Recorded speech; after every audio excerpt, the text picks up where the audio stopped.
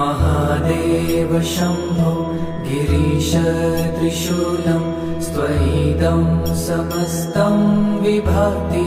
तयस्मात् शिवदान्यथा दैवतं नाभिजाने शिवोऽहं शिवोऽहं शिवोऽहं शिवोऽहम्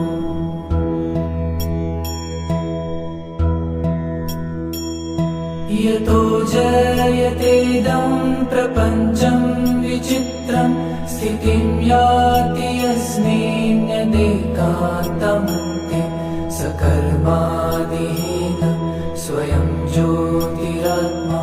शिवोऽहं शिवोऽहं शिवोऽहं शिवोऽहम्